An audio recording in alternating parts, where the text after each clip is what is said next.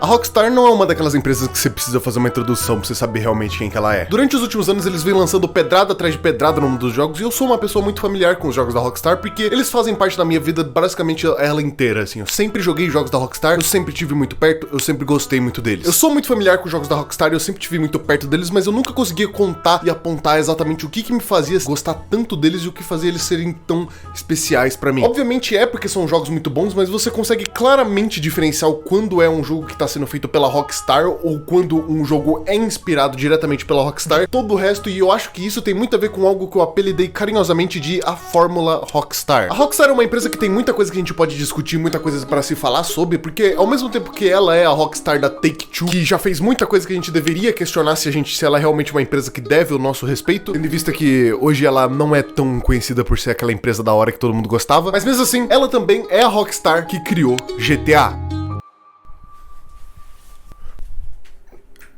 Antes desse vídeo começar, eu queria anunciar que ele é patrocinado pela NordVPN. Segurança na internet é uma parada extremamente importante, principalmente nos dias de hoje, onde a gente tem casos quase toda hora de pessoas sendo hackeadas, perdendo contas, senhas de bancos, senhas de contas no próprio YouTube ou em sites do Google que você precisa muito. Cada vez parece que cresce mais esse tipo de caso de pessoas mal intencionadas tentando roubar senhas de contas pra poder fazer sei lá o que com isso. E se proteger contra isso nunca é uma opção ruim. E é por isso que a NordVPN tá aqui patrocinando o canal hoje. A NordVPN é um serviço de VPN, que pra você que não conhece é basicamente um serviço que esconde o seu endereço real de IP do seu computador e troca por outro endereço de qualquer outro lugar do mundo que você quiser. Isso serve tanto pra você se proteger de nunca conseguirem pegar qual é o IP real da sua casa, enquanto você estiver navegando pela internet e te adicionando algumas camadas extras de segurança, quanto pra você que quer acessar qualquer tipo de conteúdo que por algum motivo esteja banido no seu país. Se você quiser acessar um catálogo da Netflix ou de qualquer outro serviço de streaming que esteja bloqueado no seu país, por qualquer motivo que seja, agora você pode com a NordVPN. Só que muito mais que um serviço de VPN, ela também agora é um serviço de proteção contra ameaças completo. O NordVPN é equipado e embutido junto com a assinatura dele com todo um sistema de proteção contra ameaças que vem embutido com o aplicativo e que te protege enquanto você está navegando pela internet com a proteção do web browser deles, assim como também escaneia e protege cada arquivo que você baixa no computador enquanto ele estiver ativo. E caso o arquivo que ele detectou seja perigoso para o seu computador, ele vai automaticamente bloquear e deletar esse arquivo. Ele também tem uma função onde ele escaneia pela Dark Web o seu endereço de e-mail para procurar se o seu e-mail não foi vazado na Dark Web, já que existem casos onde sites podem ser hackeados e o banco de dados de senhas desses sites podem ter sido vazados em qualquer outro lugar na internet. E com essa ferramenta, ele vai periodicamente estar fazendo análises desses lugares, e se seu e-mail tiver sido vazado, você vai ser avisado antes que algo de ruim aconteça. A NordVPN é uma ótima pedida caso você esteja precisando de um serviço que seja confiável, barato e que tenha muitas funções embutidas em uma só. Ela é acessível, ela é eficiente e ela é muito boa para você se utilizar no dia a dia. Então, se você quiser dar uma olhada, meu link vai estar aqui na descrição, onde você pode clicar e conferir os planos que a NordVPN tem pra você. E é claro, por você estar vindo pelo canal, você vai ter uma promoção onde você vai ter 60% de desconto pelos seus 2 primeiros anos dentro da NordVPN, além de ganhar mais um mês grátis e um presentinho. E de cara, como sempre, você vai estar ajudando o canal aqui. Muito obrigado ao NordVPN por ter patrocinado o vídeo de hoje, e vamos pro vídeo. Isso aqui é simplesmente a franquia mais famosa, a franquia mais lucrativa, a franquia mais tudo que você pode imaginar que ela é, e ela também é o pilar do modelo Rockstar de fazer jogo. Eu sinto que o modo Rockstar de se fazer jogo foi meio que montado pegando pequenos pedaços de tudo que eles já produziram durante todo esse tempo que eles estão na indústria, somando todas as ideias que deram certo, todas as ideias que deram errado, numa esfera que sempre que você vê um jogo da Rockstar, vai ter esses elementos dentro dele. E algumas dessas coisas são coisas que você identifica quase que automaticamente. Em GTA 4 eles aprenderam que nem sempre um jogo ultra realista, por mais bom que ele seja, faz o jogo ser muito interessante pra muita gente. Em Max Payne 3 eles aprenderam que você fazer alterações muito bruscas numa franquia de um jogo pra outro pode fazer e causar estranhamento pra muita gente e acabar afundando a sua franquia inteira. Em Bully eles aprenderam que colocar criança e violência em um jogo só pode fazer eles serem banidos em alguns países. A questão é, a Rockstar segue uma fórmula muito óbvia que eles foram criando conforme eles foram ganhando experiências em criar jogos e conforme eles foram acertando e também errando nos jogos que eles fazem. E é justamente por causa dessa fórmula muito óbvia que a gente consegue identificar na cara um jogo que tem o dedo da Rockstar, ou que tem um dedo de inspiração deles. Isso vai desde coisas muito simples, como a própria forma que cutscenes são construídas em jogos da Rockstar, até um modelo inteiro de história e mundo aberto deles. É por causa dessa exata forma que eu julgo que quando eles tentam um jogo que dá uma mudada um pouco nessa fórmula, muita gente odeia esse jogo, mas muita gente ama também. E é também por causa dessa forma que eles se manteram relevantes por muito tempo. E uma das principais coisas que a Rockstar é muito famosa por fazer são sátiras. Você pode até não perceber ou não concordar, mas todo jogo da Rockstar é uma sátira de alguma coisa. A franquia GTA inteira é uma constante sátira do estilo de vida americano. Eles ridicularizam desde o bilionário rico, dono da empresa de celular, até o bandido ladrão de banco, milionário e aposentado, que no fim larga tudo isso pra ter uma vida normal, americana normal, e descobre que a família dele é tão horrível quanto ele. Inclusive, ele é corno. Na verdade, GTA V como todo é centrado em alguns antagonistas que são pessoas viciadas em dinheiro, poder e esse tipo de coisa. Inclusive, o próprio Michael é desse jeito. E aí você tem até versões mais simples disso, jogos como Bully, que brincam direto com essa ideia do colégio interno, que é o exemplo de educação e acaba criando verdadeiros estereótipos de tudo de ruim que você pode ter dentro de uma escola. A escola de Bullworth Academy é uma escola do universo de Bully que é meio que representada pela própria diretora como se fosse a joia daquela cidade inteira. Como se fosse um exemplo de escola justamente porque é uma escola interna e privada. Brincando bastante com aquela ideia de que uma escola interna e privada é sempre muito melhor e muito superior que uma escola pública, o que até certo ponto é realmente verdade. E a escola de Bully, ao contrário de tudo que ela fala, é exatamente o pior pesadelo de alguém que já sofreu bullying na escola. Lá tem desde gente snob e riquinha até o nerd mais incel que você pode imaginar. Inclusive, até uma referência a um cara que não é muito legal aí na história. Até valentões, brutamontes, enfim,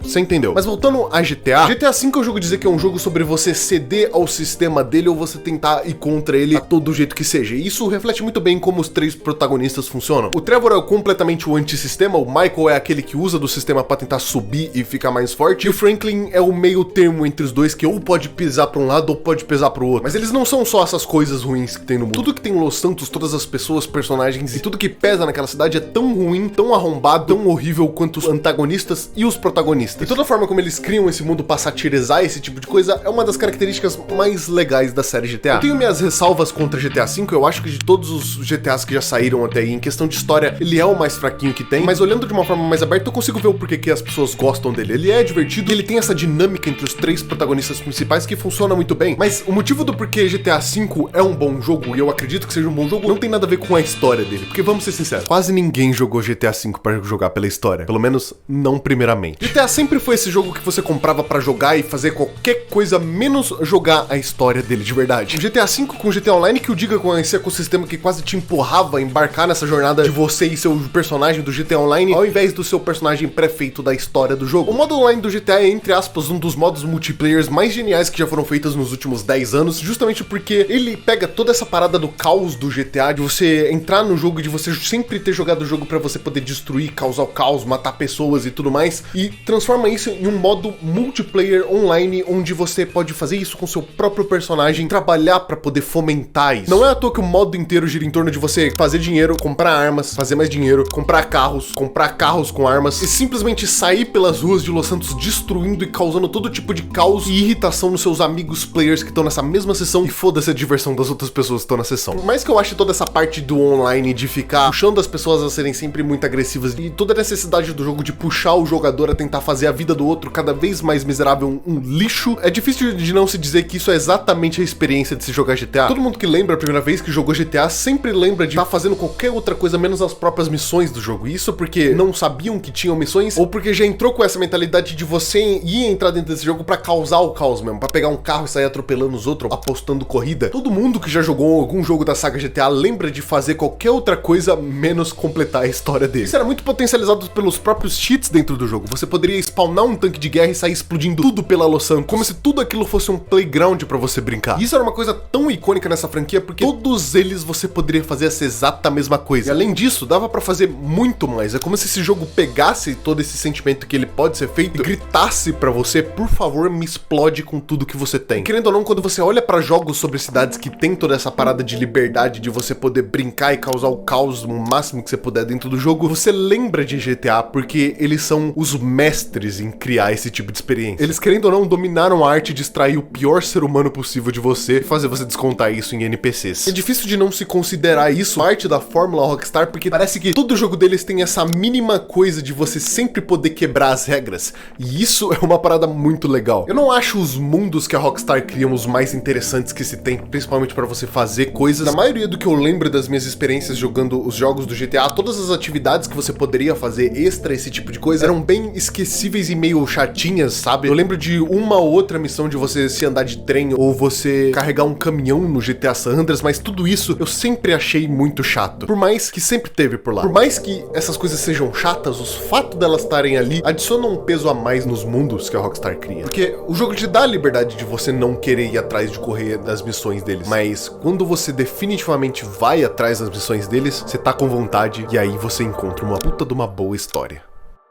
Uma das histórias que mais ficaram na minha cabeça desde sempre foi a história de GTA San Andreas. Muito do porquê disso era porque esse jogo era um daqueles jogos que você jogava muito, mas você nunca nem sequer pensava ou pisava na história dele. Mas depois que eu cresci um pouco, depois que eu comecei a me interessar mais pela história de jogos e que eu comecei a ter mais noção do que é um jogo e que tem como zerar jogos, eu descobri uma história e eu descobri uma história fenomenal. A história vai desde um cara que tinha uma família que ele tinha deixado pra trás pra buscar uma vida melhor em outro lugar, e ele acabou voltando pra visitar essa família depois de uma tragédia que aconteceu com a mãe dele, pra ver irmãos dele numa vida que ele já não fazia mais parte e caindo de paraquedas nessa vida que ele não fazia mais parte. Isso tudo pra entrar numa briga que ele não necessariamente comprou pra ele mesmo, mas ele decidiu comprar pelos amigos dele, porque o CJ sempre foi assim. A gente vê ele quase que a história inteira como se fosse um pau mandado de alguém. É sempre o CJ faz isso, o CJ faz aquilo, deixa isso com o CJ, deixa que o CJ dirige. O CJ faz tudo porque é o CJ. Até que chega num ponto onde ele é traído, emboscado e jogado pra fora da cidade. Eu achava esse ponto de virada na história de GTA San Andreas um ponto muito chato da história, porque ele tinha deixado de ser toda essa coisa eletrizante, muito divertida sobre briga de gangue numa cidade urbana pra se tornar um bagulho meio monótono e chato depois que ele tenha sido expulso de tudo aquilo. E isso sem nem contar aquela louca que ele namorou no meio da história. Mas olhando dessa história hoje em dia com um ponto muito mais crítico e sabendo exatamente de como essa história funcionou, eu consigo ver uma parada muito legal nesse ponto de virada, porque a partir do momento, toda essa briga que o CJ tinha se metido esse tempo inteiro deixou de ser uma coisa que era muito focada no CJ pelos amigos dele, no CJ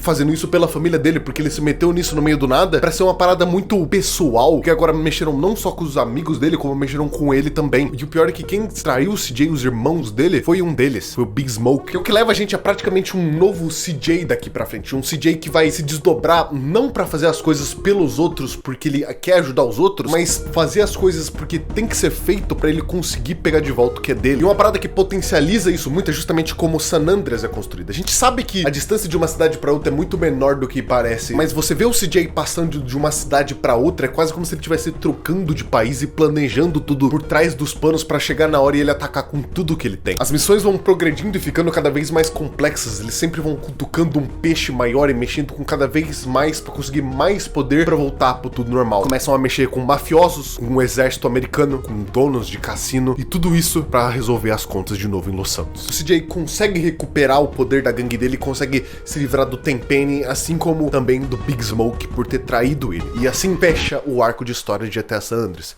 O modelo de missão da Rockstar Games sempre se manteve muito parecido conforme os anos. É meio que a mesma coisa há muito tempo e isso não é um problema. Mas ao mesmo tempo eu acho que essa forma como a Rockstar faz jogos dessa forma em específico, com GTA San Andreas e alguns outros exemplos, uma forma muito boa e que funciona muito bem pra esses jogos. E uma das que eu acho que mais bem executa isso é Bully. Bully é o meu segundo jogo favorito da Rockstar. Ele foi um jogo que foi lançado em 2006 e eu acho que desde então ele é uma das melhores formas que eu vi a fórmula da Rockstar sendo meio que mexida e ao mesmo tempo seguida em todas as franquias deles. Isso justamente se deve ao fato de porque Bully é pequeno. Ele não é um jogo mundo aberto gigantesco, ele é de certa forma até um ponto mundo aberto, mas é um mundo aberto muito mais concentrado, muito mais fechado, não é um país inteiro, é uma cidade relativamente pequena. Eu acho que é justamente por causa disso que funciona também. Como Bully é um jogo muito centrado em uma escola, ele não tem muitos personagens, e justamente por não ter muitos personagens, todo personagem, todo NPC que a gente vê andando pelas ruas, que se fosse um GTA, por exemplo, a gente ia simplesmente ignorar porque a gente vê eles repetidos muitas vezes, importam mais porque a gente sabe o nome de cada um deles ali, porque o nome deles realmente importa. E Bully toma um cuidado pra fazer com que esses personagens sejam únicos, uma vez que uma das regras é que não podem existir dois bonecos iguais no seu campo de visão. Tudo bem que essa parte do jogo ter muito pouco NPC também tem a ver com limitações da época, mas eu duvido que se Bully fosse feito hoje em dia, eles colocariam muito mais NPCs num ponto de chegar num GTA V da vida. Porque eu acho que a grande graça desse jogo é justamente que você não vê se só personagens que estão na história efetivamente dentro de missões do próprio jogo, como você vê eles no cotidiano andando pela escola, porque eles no final são alunos da escola. E isso aproveita pra dar um sentimento muito bom de você realmente saber a cara de qualquer pessoa, porque na escola, pelo menos na sua classe ou na sua sala de aula, você conhece o rosto das pessoas que você estuda e convive todo santo dia, mesmo que você não sejam amigos. Eu acho que esse tipo de coisa foi uma parada que é propositalmente pensada pra ser desse jeito. A Rockstar, ela tem um grande problema nas mãos dela toda vez que ela cria um jogo novo com essa mesma fórmula que eles usam há muito tempo. E o nome desse problema que eles têm nas mãos é linearidade. Isso não é um grande problema em grande parte dos jogos que eles fazem, porque por mais que quase todos os jogos deles sejam mundo aberto, a grande proposta da Rockstar nunca foi dar muita liberdade em questão de história. Claro, você tem um mundo aberto pra você fazer o que você quiser ali, mas quando a questão é a história do jogo, você segue sempre um script pré-moldado e você não interage de certa forma com isso. Eu gosto de pensar no mundo aberto da Rockstar como se fosse um playground que você pega pra brincar toda vez que você termina de fazer uma missão. Porque quando você tá dentro da missão, você tá num mundo aberto, só que ele tá limitado até certa forma. Só que quando você sai dela, você pode brincar no mundo inteiro. Isso eu considero linear. De novo, não é uma coisa ruim. Só é linear. As histórias desse jogo não são uma coisa onde o jogador decide se o personagem vai ser mal ou bom. O Jimmy Hopkins vai agir como Jimmy Hopkins, o Michael de Santa vai agir como Michael de Santa e o Niko Bellic vai agir como Niko Bellic. Não tem abertura pra você agir da forma como você acha melhor. Mas esse não é o caso para Red Dead Redemption 2. Red Dead Redemption 2 é o meu jogo favorito da Rockstar. Ele é um daqueles jogos que ele tem tantas coisas maravilhosas dentro dele que ele tem de ruim se destaca bastante porque é como se fosse um único erro numa pedra de diamante inteira. Eu poderia parar aqui pra dizer que os mini problemas deles, como sei lá, rejogar esse jogo é meio difícil porque você já sabe a história inteira, ou a forma como você ganha dinheiro nesse jogo é meio desbalanceado, que chega no fim do jogo você tem $10 mil guardados. Mas esses problemas parecem extremamente minúsculos quando a gente entra no problema que eu acho que é o maior que esse jogo inteiro tem. A fórmula Rockstar. Eu falei aqui sobre como GTA funciona, como Bully funciona. E eles na teoria são bem parecidos, tanto em questão de história quanto em questão de gameplay e como essa gameplay se porta. Mas a questão é que essa fórmula como a Rockstar faz os jogos dela é muito específica pra esse tipo de jogo dela. E eu acho que Red Dead Redemption 2 não se encaixa nesse tipo, e eu vou tentar explicar o porquê. Jogos da Rockstar são sempre vibrantes, cheios de humor, cheios de cores, cheios de tudo que você pode imaginar, menos esse daqui. Esse daqui é bem dark assim. E aí que tá, partindo desse ponto de que eu acho que jogos da Rockstar são sempre muito humorados, sempre tem esse fator de caos e sempre são muito lineares, eu não vejo nenhum desses três pontos em Red Dead Redemption 2. Red Dead Redemption 2 é cruel, e pra ser sincero, ele era assim, eu acho que desde o primeiro. Eu não sei exatamente porque faz muito tempo que eu joguei o primeiro. Quando eu olho pra esse jogo sobre uma era de cowboys que tá prestes a acabar e cowboys fora da lei tentando sobreviver, sair desse atmosfera que eles estão no momento, eu não vejo uma sátira humorada. Eu vejo a Rockstar tentando fazer uma coisa muito mais séria, e isso vem com alguns problemas. Red Dead Redemption 2 é um jogo sobre liberdade, ele tá estampado em tudo quanto é canto. A história é sobre cowboys que querem continuar libertos em um mundo que esse tipo de coisa tá pra acabar, onde a evolução humana tá fazendo a sociedade ficar junta. O jogo inteiro te dá muita coisa pra você fazer, você tem muitos lugares pra você poder explorar, você tem muitas atividades pra você fazer, você é parado por muita gente, você encontra aleatoriamente pelo mapa que te pedem ações e que começam histórias que impactam no mundo de verdade. Red Dead Redemption 2 tem um mundo extremamente vivo. Cada canto, cada floresta, cada mini cidadezinha e bar lotado de pessoas pode ser palco para o começo de uma história nova dentro desse jogo. Esse mundo é vivo de verdade, mas ao mesmo tempo toda essa parte muito viva do mundo de The Red Dead Redemption conflita muito com a própria história dele e não de uma forma legal. O meu problema com a história de Red Dead Redemption 2 não é de nenhuma forma perto da escrita dela ou a forma como ela é feita. O meu problema com a história de Red Dead Redemption 2 é que toda vez que eu tento avançar a história desse jogo, eu sou constantemente lembrado que eu tô dentro de um videogame. Isso porque a história de Red Dead Redemption 2 é extremamente guiada. O jogo te puxa pra fazer isso e aquilo, mas ele nunca tá pronto e ele nunca se prepara pra caso você tenha uma ideia sua própria que também cabe no contexto daquilo. Se você quiser explodir uma coisa ao invés de atirar nele até matar, você pode fracassar uma missão. Se você quiser tomar uma rota diferente, você pode fracassar uma missão. Se você quiser pular um lugar que você não deveria pular, você pode fracassar uma missão. Ao mesmo tempo que você tem esse mundo muito perfeitamente construído e muito perfeitamente pensado, você tem as missões desse jogo e todas as atividades deles que constantemente parece que balançam uma coisa pra você e falam: oh, isso aqui é um jogo, hein? Olha esse ponteiro, vai até ali, mata esse cara, cumpre o que eu tô te falando. E isso é uma parada muito ruim quando você tem esse jogo que é um poço de imersão, um poço de realismo e um poço de você entrar dentro do jogo. Sempre quando eu joguei esse jogo, eu não senti essa necessidade que jogos da Rockstar sempre tem de você causar o caos todo momento. A todo momento que eu tava jogando como Arthur Morgan, eu não queria causar o caos, eu não queria fazer o mal. O personagem do Arthur Morgan nunca foi pra ser um cowboy maligno igual, sei lá, o Micah. O Arthur sempre foi pra mim um brutamontes justo. E isso era muito recompensado pra mim quando você tem um próprio sistema de honra dentro desse jogo que modifica certos momentos do jogo e modifica certas conclusões por conta do seu sistema de honra. Se você é uma pessoa que mata muitos inocentes, se você é uma pessoa que causa muito caos, você vai virar um cowboy ruim. Se você não faz isso, você vai virar um cowboy bom. E na minha visão, isso poderia ter sido explorado muito mais nesse jogo pra tornar ele uma experiência mais assim. Porque parece que ao mesmo tempo que eu tô jogando um jogo que é uma experiência diferente, que é Red Dead Redemption 2, Toda vez que eu entro em missão, eu tô jogando GTA V.